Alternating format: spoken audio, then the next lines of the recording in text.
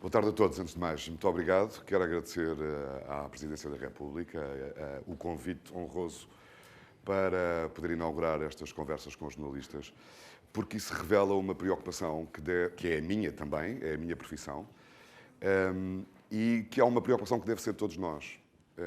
Acontece que, por experiência própria, eu sei que é muito difícil aceitar que alguém nos diga o que é que nós devemos fazer.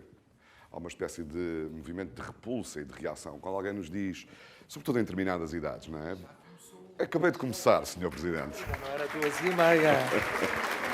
Eu vim com, rapaz, 2h30, começou mais cedo. Sharp. Então, Comecei agora mesmo.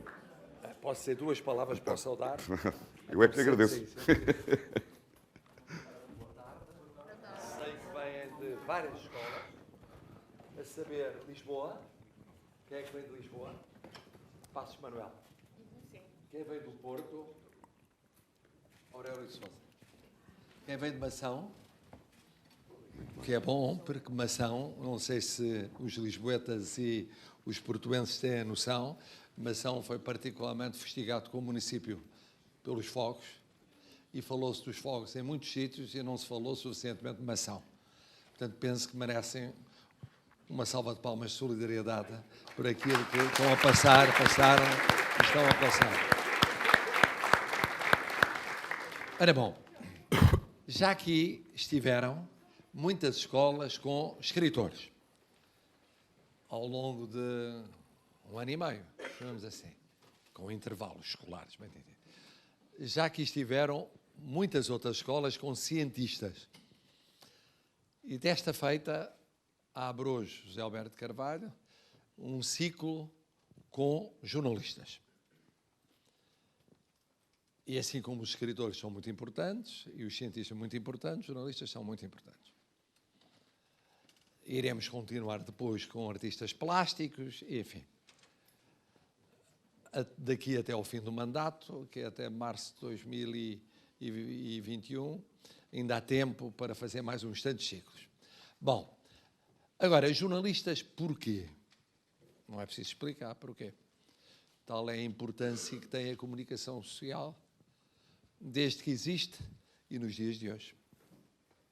E, portanto, vamos ter aqui, semana após semana, às terças, sempre, terças, especialistas no sentido de gente que vive há muitos anos esta aventura de jornalismo e, praticamente em todos os casos, não só foi ou é jornalista, como teve ou tem responsabilidades editoriais. Quer dizer, já desempenhou cargos de chefia, que é, além da perspectiva do jornalista, a perspectiva do responsável por equipas jornalísticas, o que é mais complicado.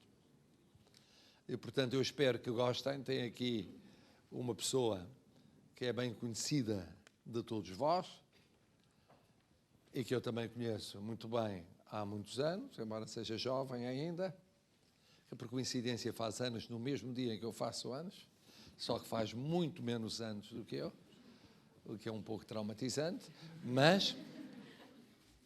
e que vos vai falar do jornalismo, embora tenha feito rádio, e ao de leve imprensa, pouca, mas ao de leve, é sobretudo um especialista em televisão.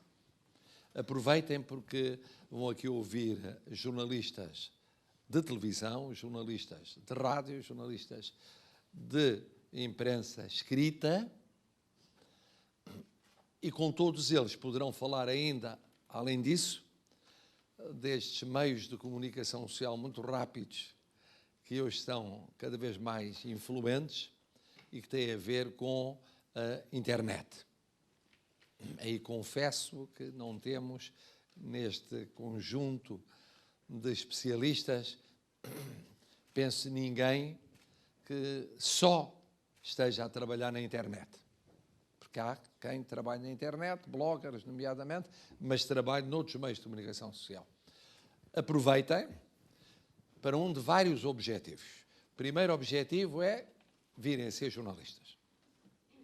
Aí José Alberto Carvalho vos explicará que há situações no mercado que são mais apelativas e menos apelativas e, portanto, têm de fazer pela vida, provavelmente, para serem jornalistas. A segunda hipótese é não serem jornalistas, mas perceberem o papel da comunicação social na vossa vida presente e futura, nomeadamente profissional. A terceira é mais simples que tudo e a mais complicada, é serem bons cidadãos, boas cidadãs.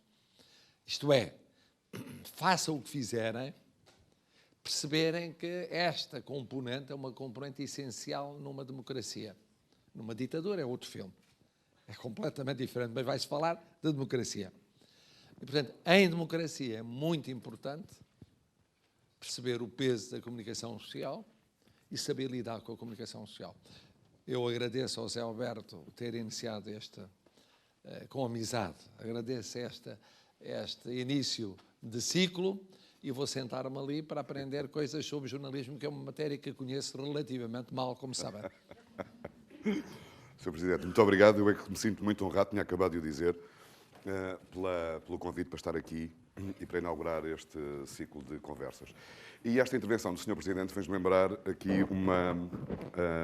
enfim, eu não acabei a mensagem anterior, mas vocês perceberam que eu não vos vou tentar convencer de nada, também, porque e espero conseguir reservar até ao fim qual é que é a minha mensagem final para vocês.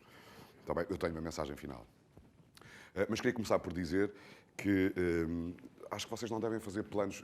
Se calhar isto vai ser politicamente incorreto, Sr. Presidente. Se eu disser algum disparate, pode e deve censurar-me. No sentido pedagógico do termo. Mas eu sei que hoje em dia há uma tendência muito grande da pedagogia e, enfim, de algumas correntes da psicologia, etc., que é incentivar as pessoas a terem um plano para a sua vida. Não é? Pensem bem, organizem um plano. Eu tenho uma enorme dificuldade com os planos.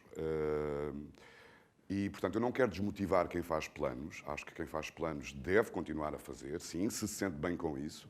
Mas quero dizer-vos que quem não faz planos, eu não vejo nenhum problema nas pessoas que não fazem planos. Desde que isto não significa curtir tranquilamente cada segundo de vida. Sim, significa isso, mas não apenas isso. Significa que devem estar permanentemente atentos. Nós vivemos um tempo de profunda mudança em tudo, em todas as dimensões da sociedade. E não há nenhum GPS que nos diga qual é que é o caminho certo em praticamente nada da nossa vida hoje em dia. Eu costumo fazer uma brincadeira e preciso da vossa ajuda. Vamos imaginar que isto aqui é a minha vida, também. Esta linha que está aqui, que se desenrola à minha frente e atrás de mim, é a minha vida. Eu nasci, vivo e, alguns daqui a tempos remotos, irei desaparecer. Se isto for a minha vida, onde é que vocês acham que está o futuro? À frente é onde? Está ali. Pronto, então, obrigado. Se eu fizer isto, não é, eu irei de encontro ao futuro, certo? Isto é o que todos nós achamos, não é? E se de facto for verdade que o futuro está ali, que o passado está ali, mas que em vez de eu ir assim, eu vá assim de encontro ao meu futuro. Significa que nós não sabemos onde é que ele está, até ele deixar de ser futuro. É óbvio, não é? Mas nós não pensamos nisto, nós achamos sempre, e sobretudo quando somos jovens e sonhadores, e precisamos do sonho e da juventude mais do que nunca, mas precisamos da atenção, que é para não nos iludirmos com algumas coisas. Nós vivemos um tempo de grande ilusão. E as ilusões, quando não são percebidas, interpretadas, racionalizadas, podem tornar-se perigosas. Eu acho que nós temos visto um pouco disso por todo o mundo, em vários aspectos. Porquê é que eu estou a falar disto como se fosse a minha vida? Porque aconteceram coisas extraordinárias na minha vida. Tenho esse privilégio. Eu nasci no interior, conheço muito bem o drama dos incêndios, não em Mação, mas noutros concelhos. Cresci em Viseu, uma cidade muito pequena na altura e muito fechada, de onde era muito difícil entrarem ideias e saírem pessoas, e entrarem pessoas e saírem ideias. De uma certa forma, isso hoje está muito mitigado, já não é da mesma maneira. Os telemóveis que vocês todos têm, que já não servem para telefonar, não sei se repararam nessa mudança. Os telemóveis, quando foram inventados, permitiram uma coisa muito simples, que foi arrancar o fio da parede, não foi? E as pessoas podiam telefonar em qualquer lado e receber chamadas em qualquer lado. Hoje em dia, os telemóveis servem para tudo, menos para telefonar. Aposto que vocês usam pouquíssimo o telefone para telefonar. Não é? Verdade, não é? Raramente, não é? Telefonar raramente. Isso é uma grande mudança. E essa mudança está a acontecer e está a ter impacto em todas as dimensões das nossas e das vossas vidas. E porquê que eu estava a falar aqui do percurso de vida? Porque aconteceram-me coisas extraordinárias.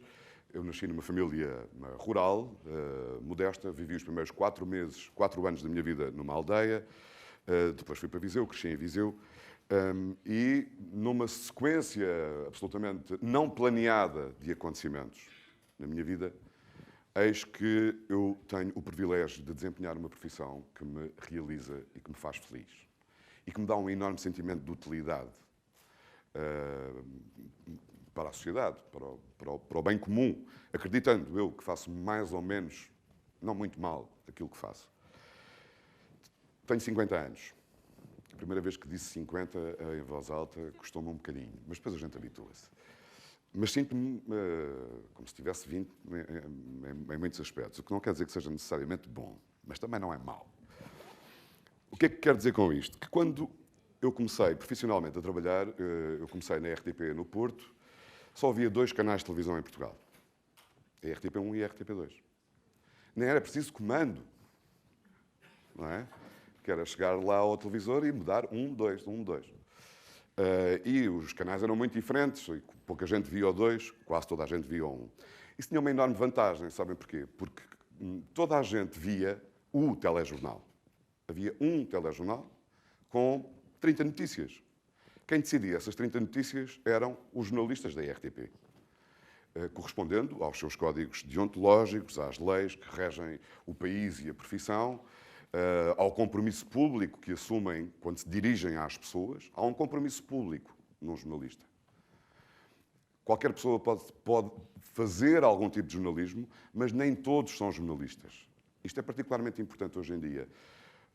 E eu já vou tentar lá chegar sem esmaçar muito. Eu gosto muito de falar, portanto, se eu começar a ser muito chato, vocês, por favor, façam, tuçam, qualquer coisa, dá bem, para eu perceber que estou a exceder-me. Mas então o que aconteceu? Eu comecei na RTP no Porto nessa altura, em que toda a gente via o Jornal da Tarde, à 1 da tarde, e o telejornal às 8 da noite. O que é que isso permitia? Que no dia seguinte, na escola, no trabalho, no pequeno almoço da família, ou no jantar do dia seguinte da família, ou quando as pessoas se encontravam, toda a gente sabia do que é que podia falar com os outros, porque era relativamente expectável que aquilo que eu sei, como notícias do que acontece no mundo, seja também aquilo que tu sabes. Não é? Porque vimos os dois a mesma coisa. E isso dava e conferia a todos nós uma espécie de cimento social. As nossas referências eram comuns. Nós sabíamos o que toda a gente discutia, sem ter que indagar quais é que são os seus interesses. Este cimento social tem vindo a desaparecer. Porque vocês todos têm telemóvel, vocês todos usam computador, mas o mesmo telemóvel pode ser do mesmo modelo, da mesma marca, da mesma cor, até pode ter o mesmo papel de parede, não é? Mas o telemóvel, para ti, é diferente do que é para ti. E vocês podem nunca fazer a mesma coisa com o mesmo aparelho, se for igual. Isso significa que vocês conseguem chegar ao pé de alguém e falar sobre algum assunto, além do futebol. Vocês estão a ver se é possível chegar ao pé de alguém e dizer assim, então, há bocado estava um colega jornalista ali comigo a mostrar-me uma coisa muito extraordinária que alguém organizou nas redes sociais hoje, que é perguntar a pessoas que estavam no Portugal Fashion se conheciam as tendências de moda de um senhor chamado, um estilista, aparentemente estilista, chamado Jair Bolsonaro. Jair Bolsonaro é estilista? É o quê?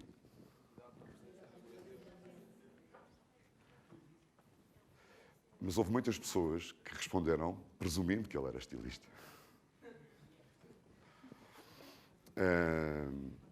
É muito engraçado. estas percepções que se criam hoje em dia e a facilidade com que as pessoas se pronunciam sobre aquilo que não sabem, tentando demonstrar que sim, que são informados e que são muito letrados. Deixem-me voltar atrás. Quando eu comecei, eu fui um dos fundadores da SIC. Era o trabalhador número 49, guardo o cartão com enorme orgulho. E apresentei o primeiro Jornal da Noite da SIC e apresentei o Jornal da Noite da SIC durante 9 anos. Foi uma revolução no país. Passou a haver 3 canais. 6 meses depois da SIC, apareceu a TVI. Passaram a haver 4 canais. Já precisávamos de um comando. Mais ou menos um ano e meio depois, nesta altura, vocês ainda não eram nascidos. Nesta altura, mais ou menos, nasceu a minha filha mais velha. É uma millennial. Vocês já não são sequer millennials, não é? Vocês são centennials. Ou Z?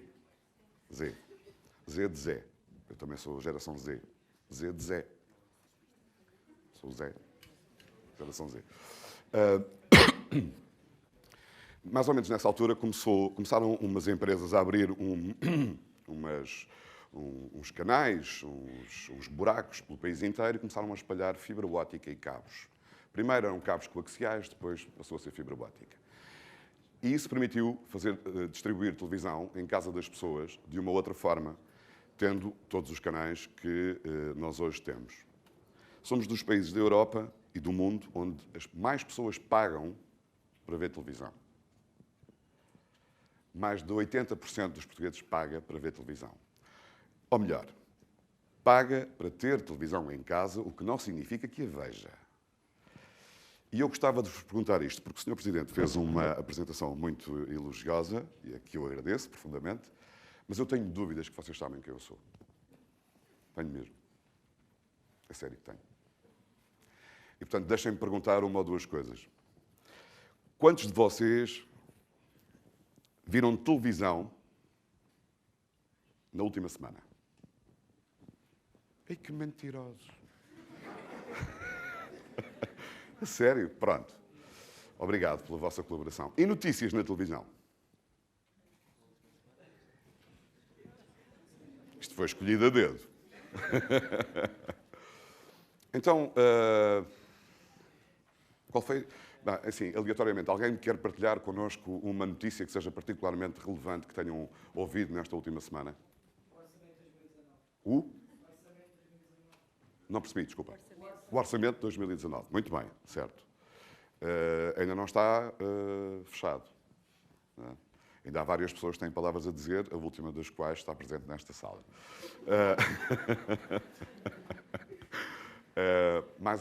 Outras notícias?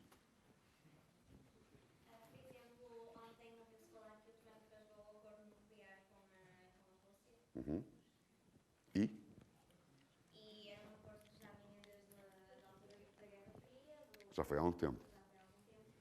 E pronto, houve um conjunto de pessoas a pronunciar-se. Parece que a política do plano é primeiro rasgar o acordo e só depois pensar em relação ao assunto. Há muitos homens de negócios que fazem assim. Há quem acha, aliás, que ele faz isso como Presidente dos Estados Unidos. Ok, vocês... agora deixem-me perguntar. Como vocês sabiam que vinham cá, ao Palácio de Belém, dedicaram especial atenção às notícias nos últimos dias ou não?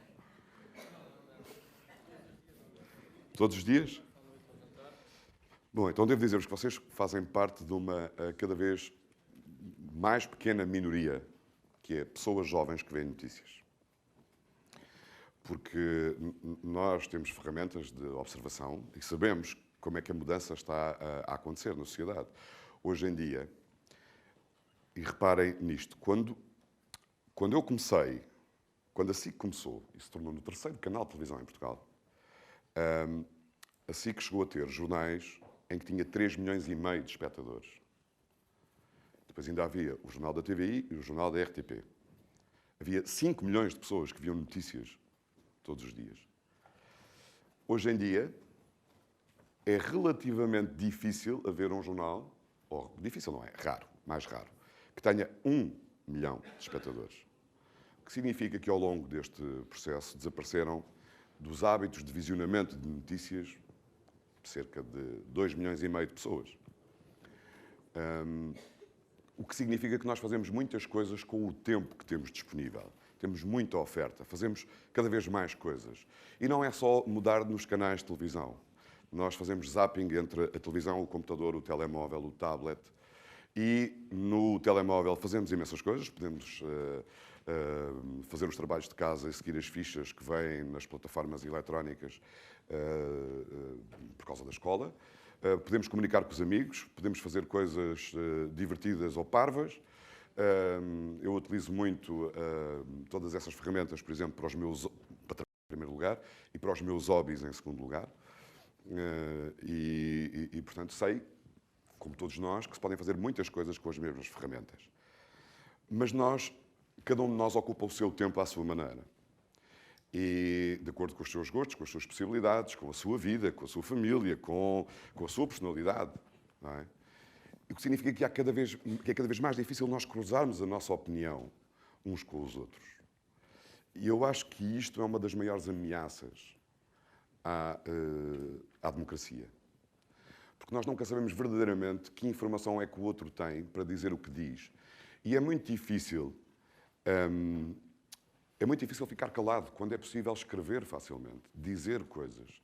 Os haters são pessoas que têm opinião sobre tudo, mesmo que 5 minutos antes não soubessem nada do que está em causa. Certo? Todos nós nos podemos transformar em haters muito facilmente. Vocês já experimentaram isso, de certeza.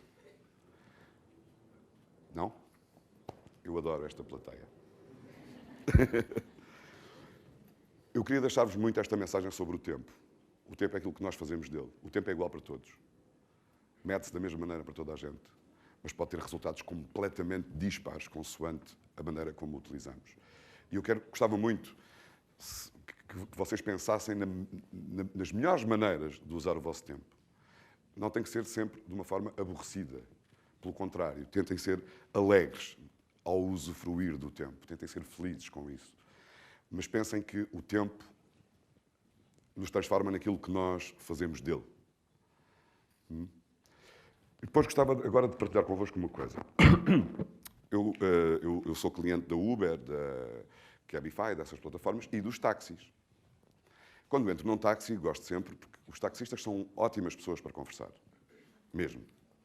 Porque convivem com muita gente, fazem muitos percursos, muitos horários, enfim, veem muitas coisas, ouvem muitas coisas, e como têm um trabalho que é aquele, não é? Assim, é muito interessante. Eu aprendo sempre muito com os taxistas. E eu gosto de puxar a conversa sobre a história da Uber. E pergunto, então, como é que está a correr a vida com esta coisa das plataformas? E tal. Você sabe como é, enfim, conversa, está difícil. E às tantas eu, dependendo da pessoa, mas já por várias vezes tive esta conversa com taxistas que sabe, eu tenho o mesmo problema que o senhor.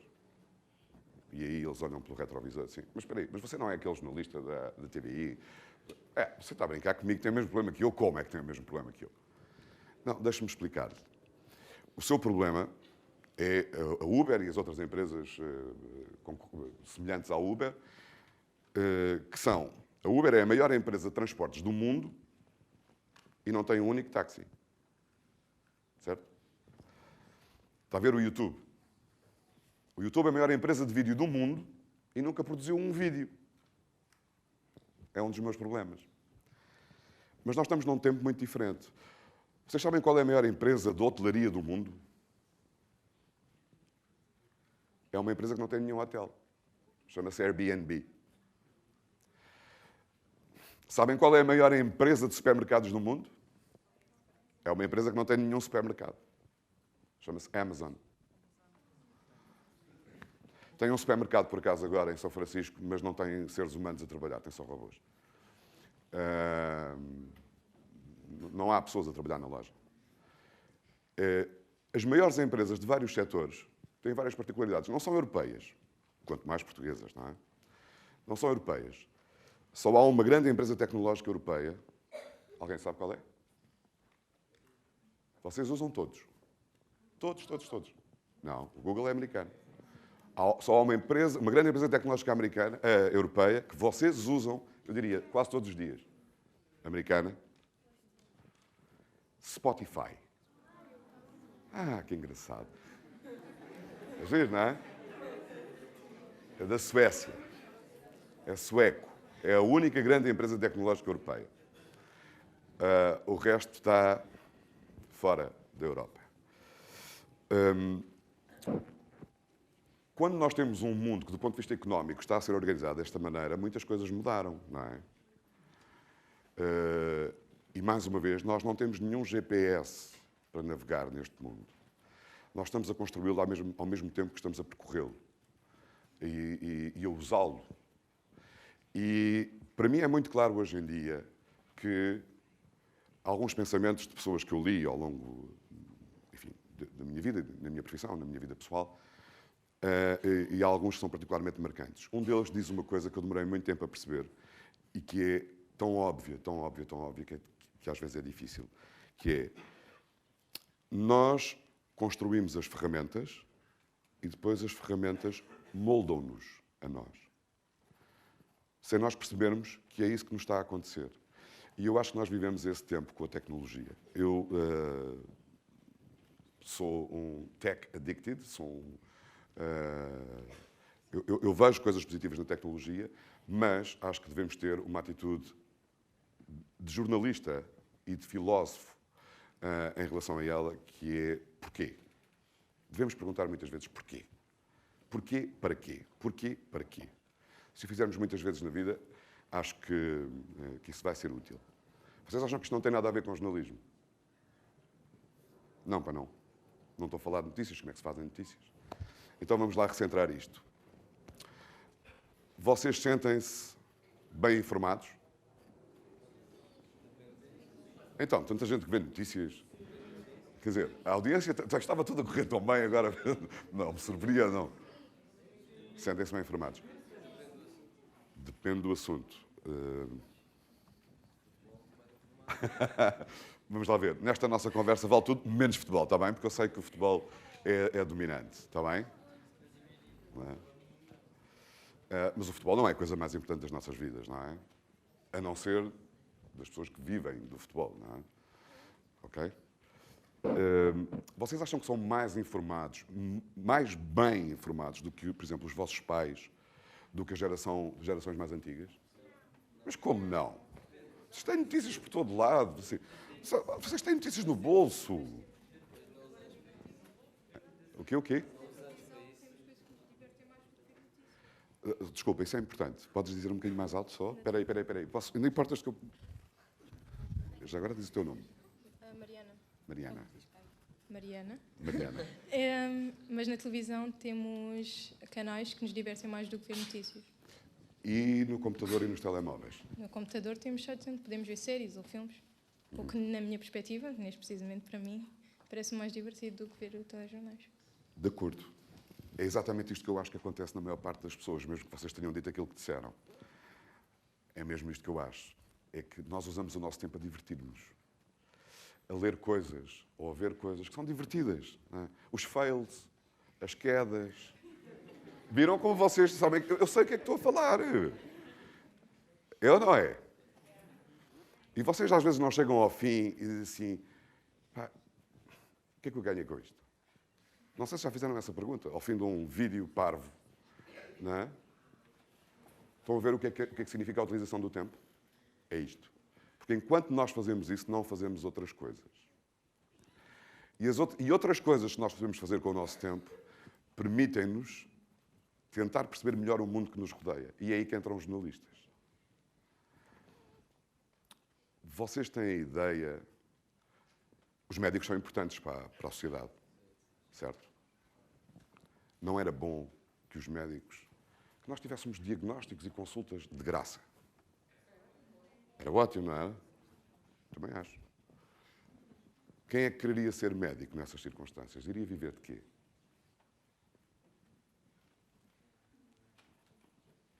Vocês sabem o que é que está a acontecer com os jornalistas? Alguém vai pagar no fim. Mas como se as pessoas não têm como ganhar dinheiro? Se nós generalizarmos esse comportamento às profissões todas, quer dizer, todos nós temos tudo de borda, mas então de onde é que vem o dinheiro? Não é? Tem que se gerar dinheiro, sempre. Vocês estão a estudar para se realizarem e para terem autonomia financeira, certo? Portanto, nesta perspectiva de ser ótimo que os médicos dessem consultas e diagnósticos de graça, bem, não faria muito sentido como opção de vida, certo? Porquê é que os jornalistas, porquê é que as notícias não hão de ser pagas? Porquê? Se as consultas médicas são pagas, não é? E estamos de acordo com isso, não é? Porquê é que as notícias não hão de ser? Vocês pagam pelas notícias. Porquê?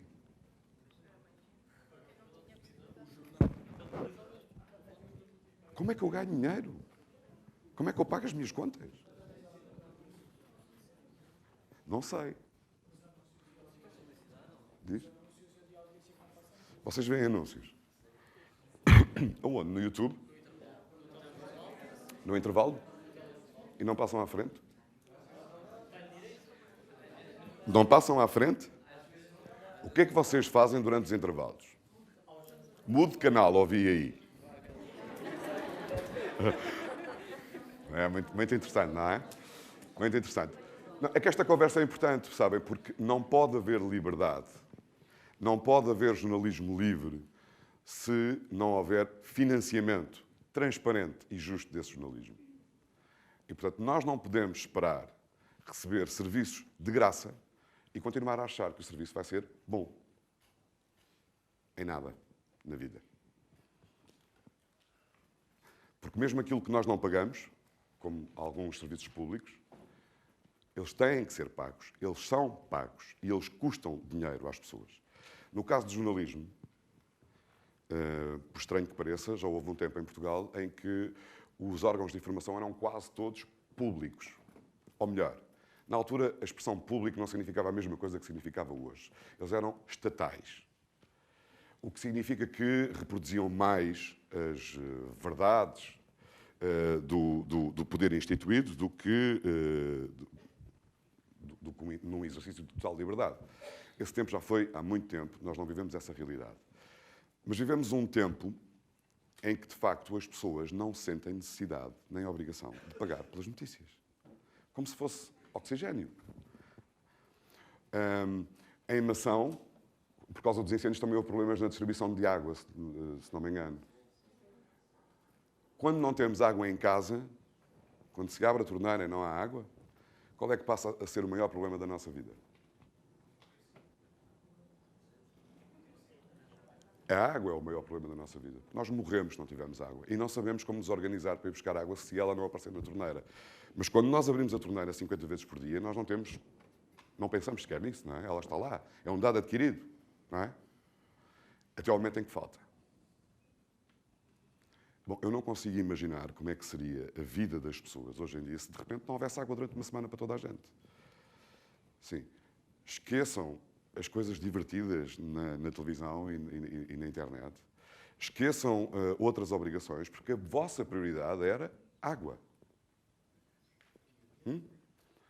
E conservar a água. E transportar a água. Certo? As notícias são um bocadinho como a água.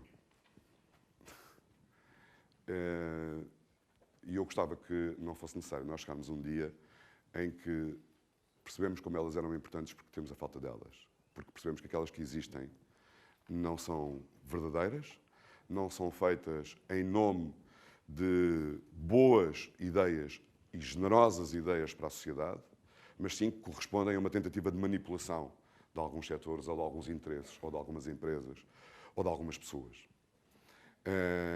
Acho que isto só é possível se todos nós tivermos consciência disto. Que se perguntem porquê e para quê. Eu durante algum tempo dei aulas em alunos universitários, de vez em quando ainda dou, e há uma coisa que me tem perturbado imenso, confesso-vos. Em primeiro lugar, eu não tenho em alunos universitários estas respostas de pessoas que dizem que viram as notícias. Daí eu estranhar, não é? Mas pronto. Mas há um sentimento muito perturbador para mim, que é, há muita gente a dizer aos jovens que eles não devem ser jornalistas. Mas para que quer ser jornalista? Não é? As empresas estão todas a desmantelar-se. Há muita gente. É verdade que é difícil. Agora, eu tenho a certeza de uma coisa. A nossa sociedade, o mundo, nós, nunca precisámos tanto dos jornalistas como agora. E é por isso que eu digo que eu antevejo. Não é o jornalismo como nós estamos habituados a conhecê-lo. Não é o mesmo jornalismo que levava a discutirmos todos as primeiras páginas dos jornais diários de referência ou do telejornal da RTP. Eu fui diretor de informação da RTP durante vários anos. E tenho um enorme orgulho no percurso que fiz com a minha equipa na RTP. E passei, e com isto retomo aqui uma ideia anterior, eu passei vários marcos ao longo da minha vida profissional. Um deles foi, eu era o diretor de informação da RTP no ano em que se celebraram os 50 anos do telejornal. O telejornal. É uma expressão que em Portugal toda a gente sabe o que é que significa. Significa um noticiário televisivo, independentemente do canal. Não é? A marca transformou-se no género noticiário televisivo. O que é revelador do impacto e da importância que as notícias televisivas têm na vida das pessoas e na vida do país. Não é? O telejornal é noticiário televisivo. O que é que aconteceu? Vou-vos dizer. Ou seja, eu comecei quando tinha 21 anos na RTP Porto. Quando a SIC abriu, eu tinha 24. Como é que é possível eu ter 24 anos? E apresentar notícias com um ar sério. Sabendo muito pouco do mundo comparado com aquilo que sei, do mundo e das pessoas com aquilo que sei hoje. Mas, enfim, não devo ter feito as coisas assim tão mal, porque senão poderia ter corrido pior.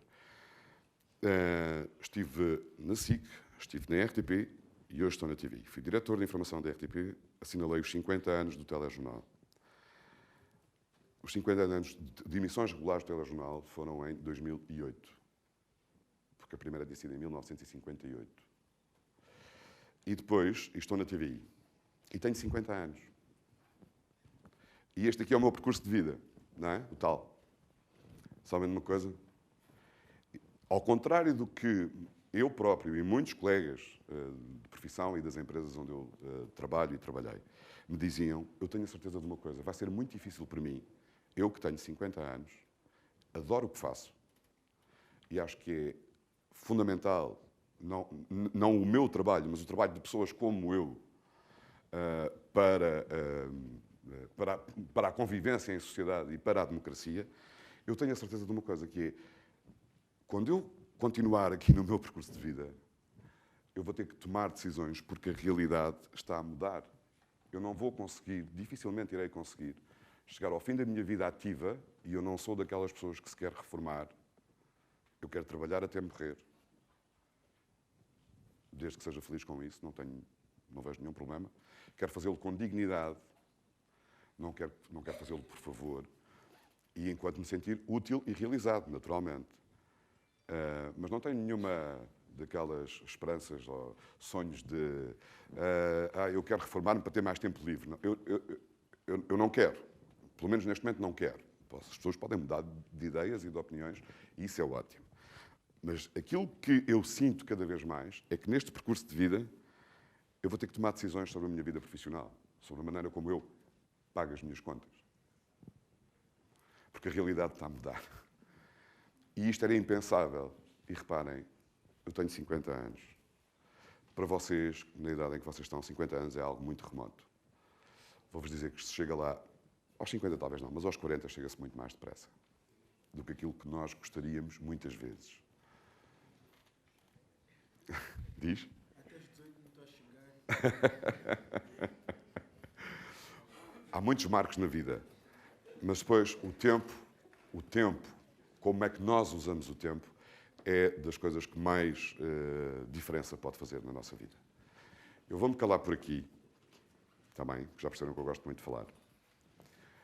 Mas gostava muito de vos ouvir também. E, portanto, como perceberam, eu espero não ter defraudado as expectativas, mas ainda estamos a tempo de corrigir, se for o caso, que é, eu falei de notícias e de jornalismo de uma forma paralela.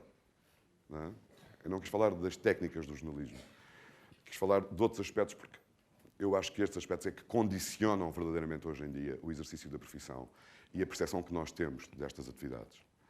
E acho mesmo que ela é fundamental para a vida para a vida da humanidade. E é cada vez mais fundamental. Nunca foi tão importante como agora. Por paradoxal que isto possa parecer, mas nunca foi tão importante como agora. E eu acho que vai continuar a ser muito importante. As vossas perguntas todas preparadas ao longo destes dias em que viram notícias? Ora, vão dizendo o nome para nos conhecermos. Eu não vou conseguir decorar o nome de toda a gente, obviamente, mas... Está aqui, já tenho aqui um também. Boa tarde, sou o Paulo Jorge e é importante frisar que venho de Luanda, Angola. Sim, e uma vez que já trabalhou em rádio e televisão, gostaria de saber quais são as principais diferenças entre as duas. Muito obrigado.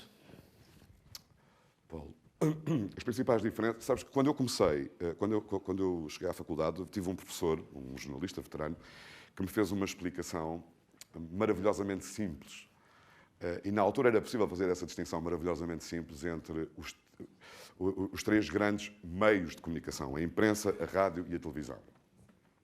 E ele dizia, de uma forma muito simples, que era, isto não tem nada que saber, a rádio conta, a televisão mostra e a imprensa explica. Não é bem assim, hoje em dia, porque a televisão explica, a rádio também mostra, os jornais fazem tudo isto, como sempre fizeram, todos sempre fizeram, adaptando, no entanto, a linguagem e a forma da mensagem ao meio. Quando é que as pessoas ouvem rádio, hoje em dia? Atenção, eu adoro a rádio angolana. Adoro, cada vez, é das coisas que me dá mais prazer. Acreditam nisto. Chegar a Luanda e estar no carro, no táxi, e ouvir rádio, a rádio angolana é extraordinária, porque os apresentadores da rádio angolana têm uma clareza de tom na voz, de articulação das palavras, do português, que é maravilhoso. Maravilhoso. Estou a dizer alguma mentira? Não há uma enorme diferença entre a maneira como se faz rádio em Portugal e em Angola? Eu sinto isso. Mas onde é que se ouve sobretudo rádio? Ouve-se no carro, não é? Hoje em dia. Vocês sabem que na televisão o horário nobre é uma expressão em inglesa que é o prime time, não é? Em rádio o horário nobre é o drive time. Porque as pessoas ouvem rádio no carro, não é? E, portanto, quando ouvem rádio no carro estão a fazer várias coisas ao mesmo tempo, estão a conduzir desde logo, não é? E, portanto, o tipo de mensagem é a construção de uma notícia, de um programa, de uma conversa, de uma entrevista, seja o que for em rádio, é muitíssimo... Todos os meios são exigentes. A beleza da rádio está na necessidade de construirmos uma imagem que ajude a passar a mensagem na cabeça de quem nos está a ouvir. Só através da voz e dos sons. E isso é fascinante. A rádio, há quem ache, e eu acho, que é, como ferramenta de comunicação, muito mais libertadora, livre, do que a televisão, porque a televisão, quando nós vemos uma imagem, nós não podemos imaginar outra imagem além daquela. Não é? Enquanto que se eu ouvir a mesma notícia na rádio sem nenhuma imagem, eu imagino várias coisas. E 100 pessoas ouvirem a mesma notícia na rádio, elas podem imaginar 100 coisas ligeiramente diferentes, mesmo que os factos sejam os mesmos. Isso torna a rádio mais difícil, mas particularmente fascinante também. A televisão tem outros fascínios, que é a combinação destes aspectos todos. Respondi? Bom. Mais?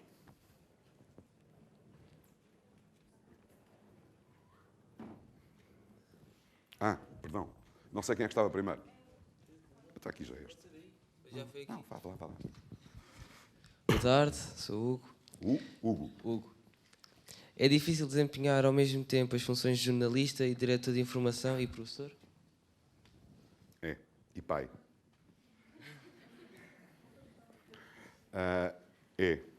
Foi uma decisão que eu tomei, foi uma decisão pessoal.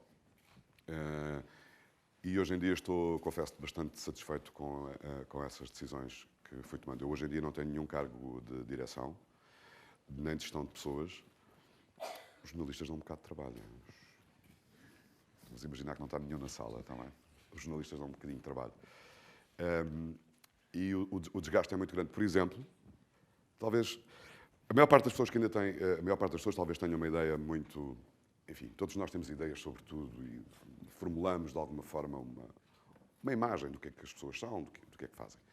Uma das componentes do jornalismo que geralmente não é muito falada e não entra nas projeções que fazemos da profissão são, por exemplo, as consequências legais e judiciais.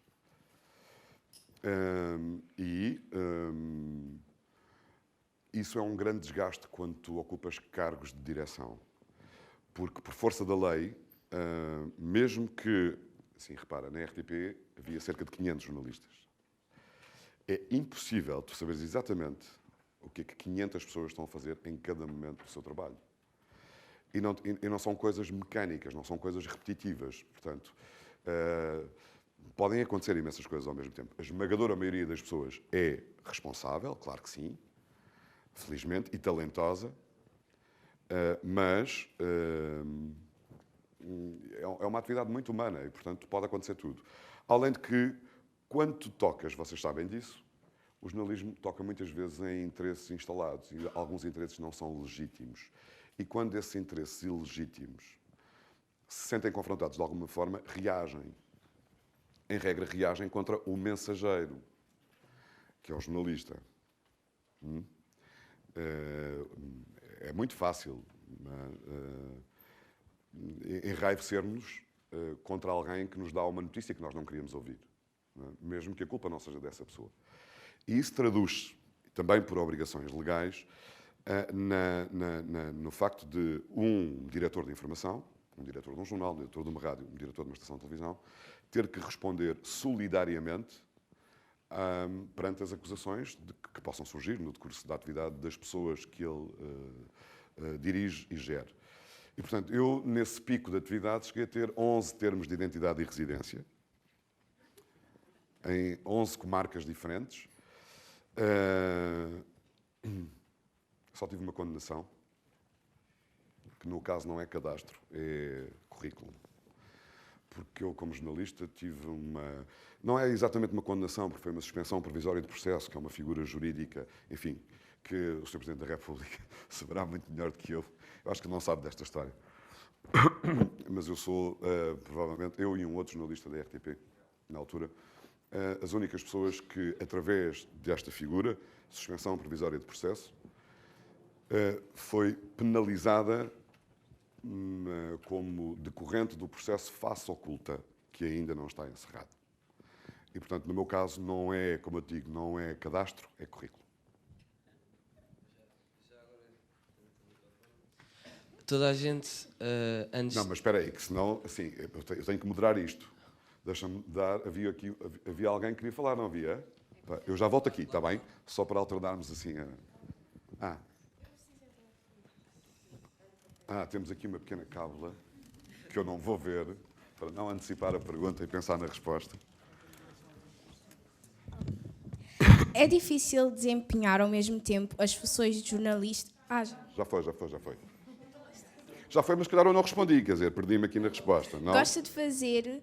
Não, gosta do que faz ou preferia ter outra profissão? Adoro o que faço. Não me imagino fazer outra coisa. Não, teria que mudar tudo na minha vida para fazer outra coisa que me desse tanto prazer. Talvez a música me desse um prazer semelhante, mas não sei. Não me imagino fazer outra coisa. Mais? O Sr. Presidente tem uma pergunta. Vou entregar o microfone ao Sr. Presidente.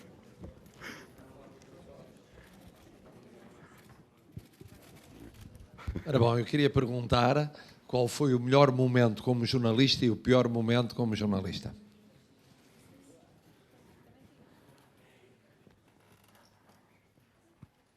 o melhor momento como jornalista foi o dia da independência de Timor-Leste. Eu estava lá, em Tacitolo, a fazer a cobertura da cerimónia com o Kofi Annan, secretário-geral das Nações Unidas, a primeira nação independente do século XXI, e estou arrepiado, porque no início da minha carreira profissional, eu desenvolvi uma paixão completamente irracional e absurda pela luta dos timorenses. E que levava a que eu tivesse várias alcunhas nas redações onde trabalhava, não é? Na altura em que o Xanana Gusmão estava preso político, em Cipinang, na Indonésia, na prisão de Cipinang, havia quem me chamasse Xananinha. Depois havia uns chefes que me chamavam cônsul honorário de Timor.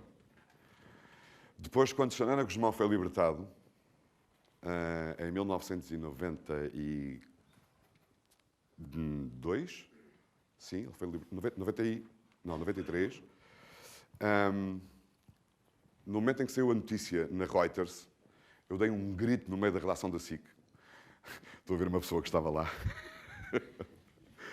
E tínhamos um jornalista conhecido e maravilhoso, com uma grande experiência, mas assim, Timor-Leste, eu estou a falar de uma realidade completamente micro, porque Timor-Leste só era um problema para os países de língua portuguesa e, sobretudo, para Portugal, não é? Não era uma questão que estava... Provavelmente vocês não sabem sequer do que é que eu estou a falar. Timor-Leste foi ocupado militarmente pela Indonésia em 1975, houve massacres e genocídios absolutamente monstruosos cometidos sobre os timorenses ao longo da ocupação indonésia. Houve técnicas de assassínio em massa que foram testadas contra famílias e aldeias inteiras de várias regiões de Timor. Os timorenses não tinham etnicamente, linguística, cultural, religiosamente nada a ver com o resto da Indonésia e era claramente uma ocupação forçada. Não sei se há alguém de descendência timorense ou timorense aqui, não? Pronto. E era algo bastante revoltante. Era uma situação de total injustiça em que a Indonésia era a potência ocupante. Hoje em dia é uma democracia, sim. Democracia. Na altura era claramente uma ditadura militar, liderada por um homem que era o general Suharto. Bom, a história de Timor era muito importante para mim. Eu apaixonei-me muito por aquilo. Enfim, eu era um dos elementos de contacto permanentes do José Ramos Horta quando ele vinha a Lisboa. Cedia aos meus códigos de telefone, posso dizer isto agora? Não posso. Cedia aos meus códigos de telefone da redação da SIC para ele poder fazer chamadas internacionais para as Nações Unidas, para embaixadores, etc. Portanto, aqui um jornalismo um bocadinho militante, é verdade. Mas era militância contra a injustiça. E, portanto, no dia em que, finalmente, eu pude estar em Timor a assistir à declaração de independência do país, foi um momento de enorme felicidade, para mim, claramente. O pior foi também em Timor. As coisas vêm sempre juntas, não é? O karma. Foi em Timor, foi uma circunstância. Eu fui dos primeiros jornalistas a chegar a Timor depois do sucessor do tal ditador Suharto, que era o presidente Habibie, ter anunciado que ia autorizar aquilo que era a reivindicação de há muito tempo dos timorenses, que era um referendo sobre a autodeterminação. E isso desencadeou um processo de enorme violência no país, porque foram organizadas milícias pró-indonésias. As milícias eram soldados indonésios que tiravam as fardas e que, portanto, vestidos à civil, mas com as armas, espalhavam o terror na população para os intimidar a não votarem a favor da independência. E foi interceptado, eu e um colega meu, câmara da SIC, foi interceptado numa situação de grande convulsão numa zona de Dili, no bairro de Bécora. Fomos alvejados a tiro, depois fomos espancados, fomos presos, estivemos detidos durante 8 horas, achámos que íamos morrer, porque tinham morrido pelo menos 16 jornalistas que se saiba ao longo da ocupação de Timor, exatamente naquele quartel militar onde nós estávamos presos, era em Bécora, hoje em dia não existe, foi destruído, também fiquei feliz quando vi que aquilo foi destruído, tinha péssimas memórias, mas acabámos por ser libertados num momento de grande tensão e com a ajuda de milhares de timorenses que se concentraram à porta um portão de ferro enorme do quartel. Havia soldados indonésios com metralhadoras pesadas apontadas para as pessoas, estava toda a gente muito nervosa. Houve várias intervenções internacionais, da Presidência da República na altura e do Ministério dos Negócios Estrangeiros,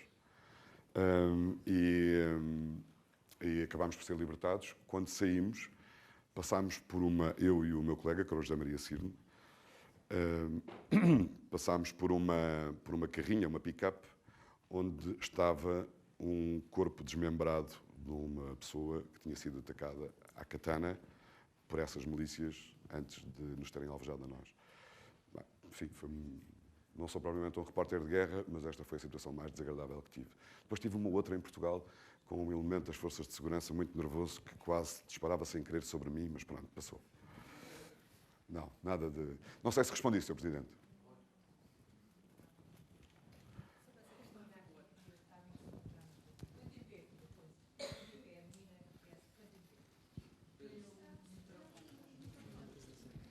Já lhe passo assim. Olá, eu sou Beatriz, sou locutora da Rádio Miúdos e queria perguntar se você, em criança, esperava este trabalho. Beatriz, não, mas tu esperas.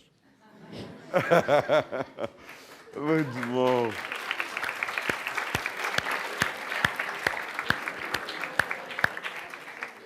Beatriz, desculpa, quantos anos tens? 8? Tu és maravilhosa.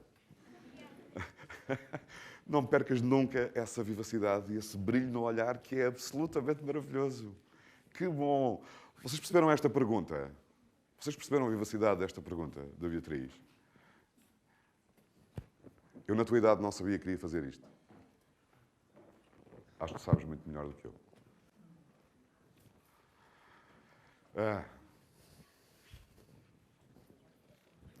Já tenho um. Eu levo o outro para ali, então. O que o levou a escolher esta profissão? Olha, curiosamente, assim, como é que eu explico isto? Foram circunstâncias fortuitas. Eu sempre gostei muito, sempre fui curioso. O meu primeiro ídolo era um homem que eu só descobri mais tarde, que também era político. Mas na altura em que ele se tornou o meu ídolo, era um miúdo, tinha para a idade da Beatriz. Eu só sabia que ele era cientista e inventor. Que era um senhor chamado Benjamin Franklin. Depois, já li a biografia dele, muito tempo depois. Era muito fascinado em algumas invenções dele. Depois descobri que ele também era um dos fundadores dos Estados Unidos da América e um dos redatores da Constituição e um filósofo e um político extraordinário. Mas porquê é que eu te estou a dizer isto? Porque eu era bastante curioso. A curiosidade acho que sempre foi aquilo que mais me moveu na vida, em praticamente tudo. A curiosidade não é a curiosidade cusca, se é que me faço entender. Há pessoas que são muito curiosas, mas são cuscas, são pessoas que só querem, que se satisfazem em saber os detalhes dos outros, não é? Pronto. E fica por aí. Não. A minha curiosidade não era bem esta.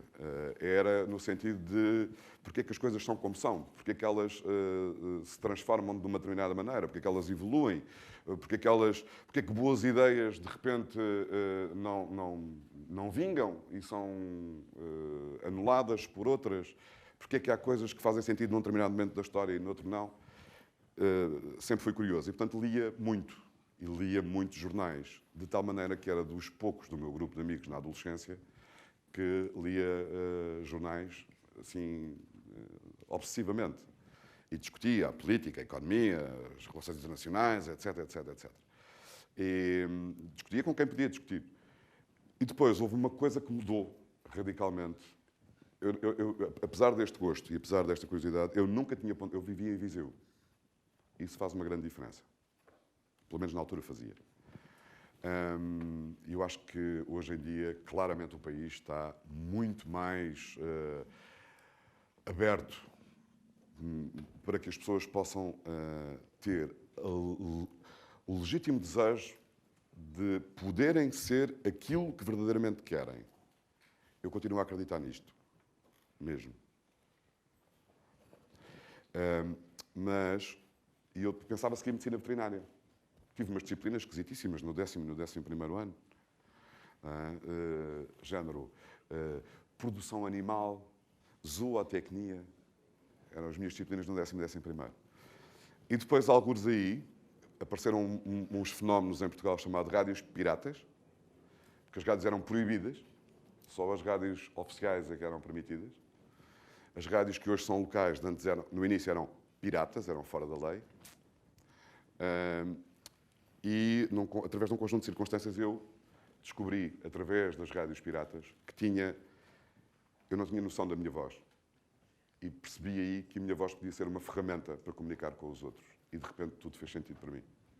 E, portanto, o resto foi sorte. Foi sorte, foi trabalho,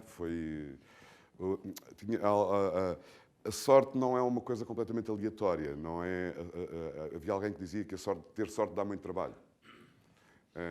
O primeiro emprego profissional que eu tive foi por concurso público na rádio comercial.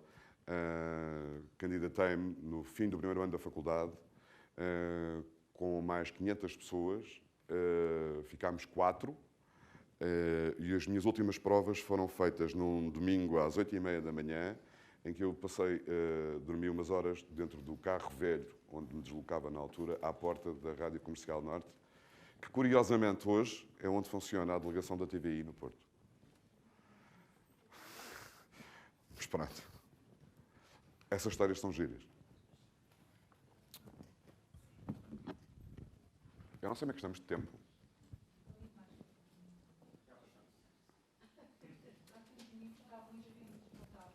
Temos aqui, então, temos agora aqui mais uma pessoa. Vocês desculpem, eu vejo mais facilmente quem está à frente, não é? O meu nome é Yara e gostaria de... O meu nome é Yara. Yara. Sim. Com I ou com Y? Com I. Okay.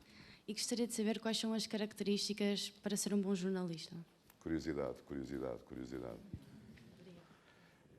Mas não só. A melhor definição, eu agora não consigo reproduzi-la de cor, mas talvez possa tentar. Uma das melhores definições que eu conheço do que é ser jornalista está num livro que eu li há muitos anos, chamado Cartas para um Jovem Jornalista, em que, às tantas, há uma explicação sobre o que é ser jornalista, que diz assim: ser jornalista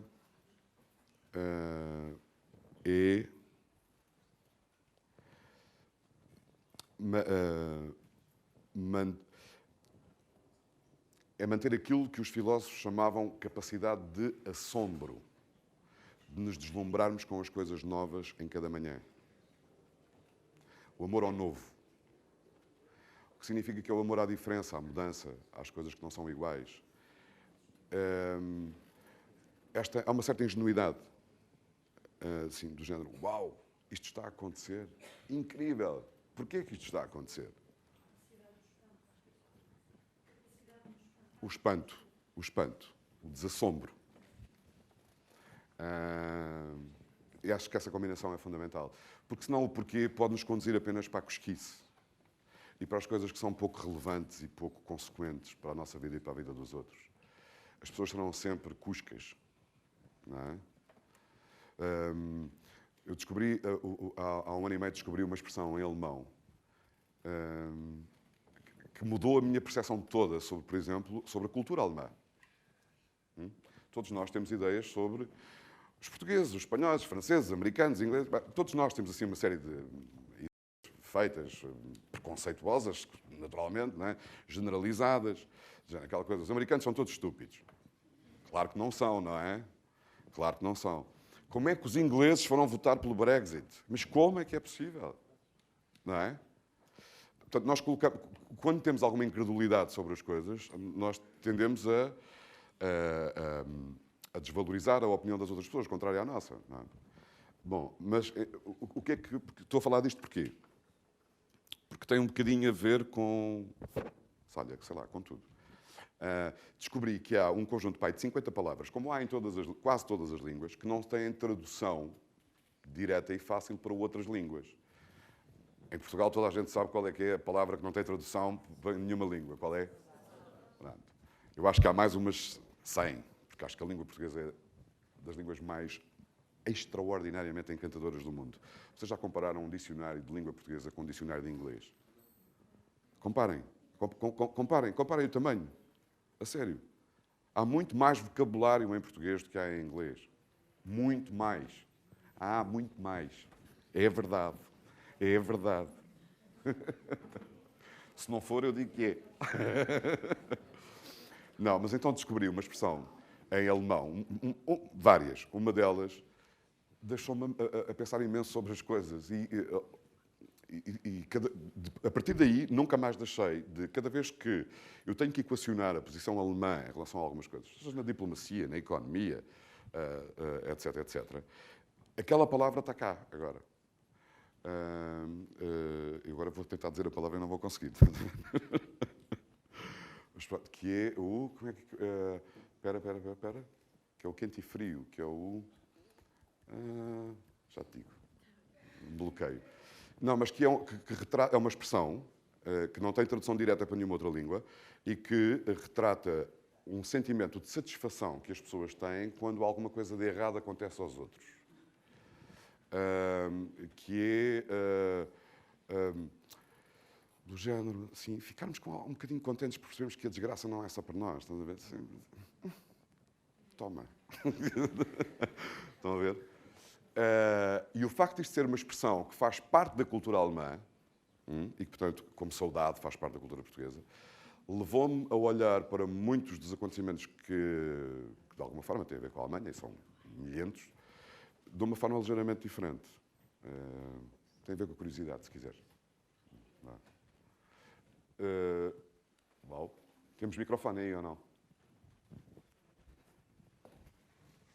Olá, eu sou Rafaela, tenho 12 anos e sou locutora da Rádio Miúdos. E eu queria fazer uma pergunta. Se no futuro os jornalistas poderão ser substituídos pela inteligência artificial, qual vai ser o futuro do jornalismo?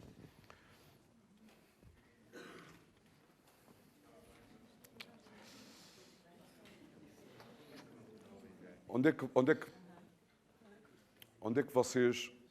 Qual é que é a vossa principal fonte de notícias? Vocês informam sobre o mundo onde? Sejam sinceros. Internet. Internet aonde? No site da BBC? Na TVI, na RTP, no Público, no Expresso? Onde? Redes sociais. Redes sociais. Redes sociais, não é? Redes sociais. Vocês acreditam que são vocês que escolhem as notícias que leem nas redes sociais? Vocês é que decidem o que é que querem ver. No YouTube é a mesma coisa, não é? Ou seja, tu estás a ver um vídeo, estamos a ver um post, estamos a ver uma notícia, seja notícia, aspas, estamos a ler qualquer coisa, uma informação qualquer no Instagram, okay? E aparecem sugestões e aparece um feed, não é? Foram vocês que escolheram esse feed. Ah, não? Então foram os jornalistas profissionais que o fizeram? Não? Então quem foi? Foi a tal inteligência que, como é que lhe chamaste? Como é que chamaste a essa inteligência? Reparem, inteligência artificial. Okay? Nós temos que perceber a inteligência artificial para não sermos dominados por ela. Okay? Acho que é imperativo. Eu inscrevi-me num curso online que vou fazer dentro de poucos dias, de 40 horas, sobre inteligência artificial, porque eu quero perceber melhor o fenómeno. E quero tentar aplicá-lo ao jornalismo. Vocês acham que escolhem mesmo as notícias? Vocês pesquisam um assunto no Google, não é? E aparecem umas listas. A maior parte das quais patrocinada. Não é? Já repararam? vocês clicam aqui na primeira página de resultados, aparecem 10 resultados, não é? 10, 20. Vocês costumam saltar para a página seguinte ou ficam só pela primeira? Reparem bem, da próxima vez que fizerem isto, quantos daquelas respostas, dos resultados que o Google vos dá, são conteúdos patrocinados. E agora porque eles são obrigados a identificar os conteúdos patrocinados, antes não eram.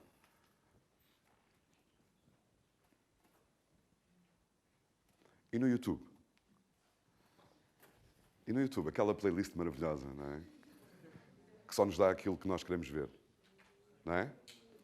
Vocês sabem qual é um dos maiores problemas com que o jornalismo está confrontado hoje e com que a sociedade está confrontada por causa disso mesmo? Tem a ver com o que estávamos a falar agora mesmo. Com a falta de surpresa. Com a falta de surpresa. As pessoas têm cada vez menos surpresas nas notícias que chegam a elas. Porque havia um tempo em que as pessoas procuravam as notícias. Portanto, iam à procura das notícias. Sentavam-se para ver o telejornal, compravam o jornal, dedicavam o seu tempo, o seu dinheiro a tentar perceber o que acontecia no mundo. E isso implicava surpresa, porque nós nunca sabíamos o que é que lá vinha. Hoje em dia, a inteligência artificial, os algoritmos, os nossos comportamentos, o nosso isolamento em redor de nós próprios, por mais bizarro que isto possa parecer, nós somos todos muito mais isolados hoje em dia do que éramos no passado. Diz? São tantas, que depois é difícil gerir tudo e nós acabamos por nos ir fechando. Acho que isto é um enorme problema para todas as gerações atuais, incluindo a minha. Okay? Mas, hoje em dia, ou seja, antes as pessoas procuravam as notícias, hoje são as notícias que vão ter com as pessoas. E as notícias vão ter com as pessoas porque sabem exatamente o que é que as pessoas querem. Não é? Tu gostas de futebol, não é? Não quer saber o teu clube, porque senão isso levanta logo um broá. Mas é assim, não quer saber, não quer. Alguém que seja do clube A, o seu comportamento digital leva a que todos os fornecedores de alguma coisa saibam que ele é. Mesmo que ele não diga, o seu comportamento denuncia que ele é. E, portanto, no limite por absurdo, um adepto do clube A só recebe notícias com as quais está de acordo. E, no limite, ele pode não saber nunca notícias relevantes sobre o clube B, nem sobre o clube C, porque só tem sobre o clube A. E há falta de surpresa hoje em dia. Nós não sabia que isto existia. Isto aconteceu. Há cada vez menos isto. Que não seja o cãozinho, o gatinho, o fail, a queda, a coisa...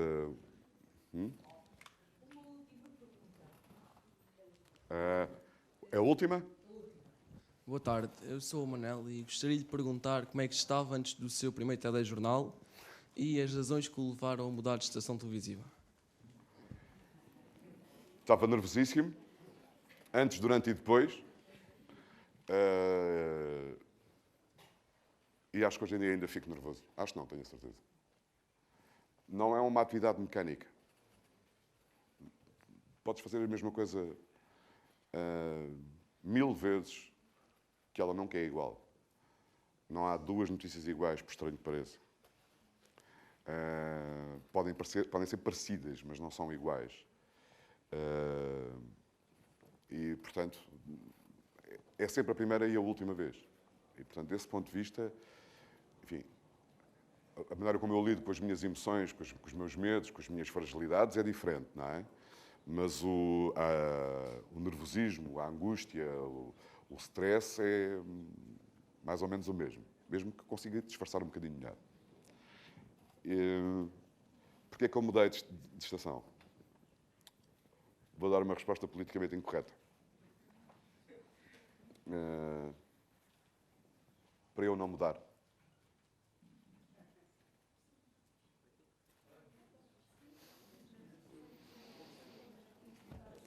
Eu mudei de estação para não mudar eu.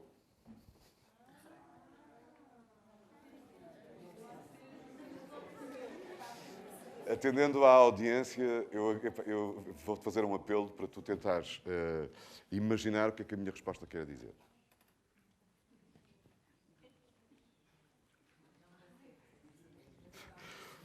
Então vá, vamos lá ver se eu consigo. As pessoas não são sempre as mesmas. Nós crescemos, evoluímos ao longo da vida, mudamos de opinião. Somos o resultado de tudo aquilo que fazemos e somos, da maneira como gastamos o nosso tempo, das coisas que lemos, das coisas que pensamos, em que acreditamos. E nada disso é estático na vida. Ainda bem. Isto é verdade para as pessoas, é verdade para os grupos de pessoas, é verdade para as empresas, é verdade para os países, é verdade para o mundo. Uma das razões para haver divórcios ou rupturas nas relações afetivas é o crescimento desencontrado das pessoas. Há um momento em que elas se encontram, e está tudo alinhado e está tudo certo, mas depois, algures ao longo da vida, elas desencontram-se, crescem de formas diferentes. Isso leva-as a afastarem-se. Não porque se tenham tornado más pessoas, apenas porque se afastaram, porque cresceram a ritmos diferentes, de maneira diferente, em sentidos diferentes. Não tão coincidentes como aquele em que se encontraram. E, portanto, isto obriga-nos permanentemente a tomar decisões e a fazer opções sobre o nosso próprio caminho.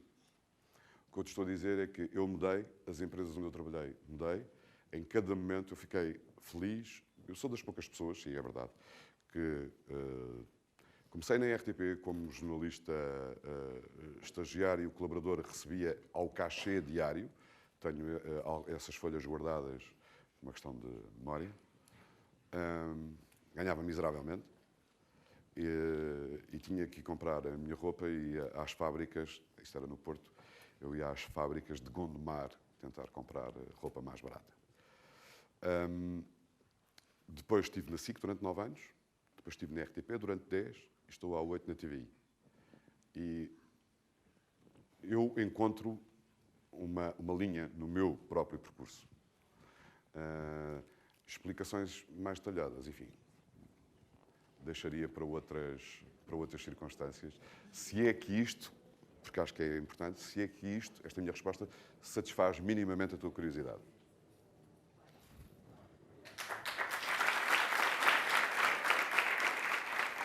Obrigado, eu.